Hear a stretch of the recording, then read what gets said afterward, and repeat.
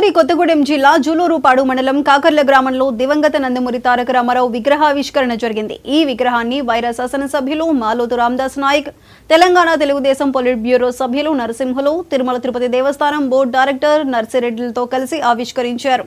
అనంతరం ఏర్పాటు చేసిన సభలో రామదాస్ నాయక్ మాట్లాడుతూ తెలుగు జాతి గౌరవాన్ని ప్రపంచ స్థాయిలో నిలిపిన ఏకైక వ్యక్తి నందమూరి తారక రామారావు అని కొనియాడారు. అలాంటి వ్యక్తి విగ్రహాన్ని ఆవిష్కరించడం ఎంతో సంతోషంగా ఉందన్నారు. జాగా ఇవ్వటానికి మనసు ఒప్పుకోదు, ఇష్టపడరు, అసలు రారు ఇవ్వటానికి. కానీ ఆ నేపథ్యంలో రోడ్డు పక్కన ఇంటి ముందు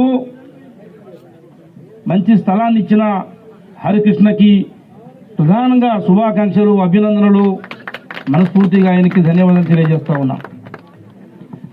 ఎన్టీఆర్ అన్న ఆయన మా వ్యక్తి కాదు, శక్తి.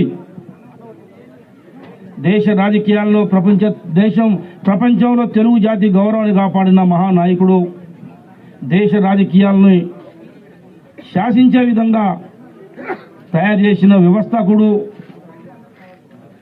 అన్ని వర్గాల ప్రజలకి రాజకీయ నాయకత్వాన్ని అందించిన మహానాయకుడు అన్న ఎన్టీ రామారావు గారు.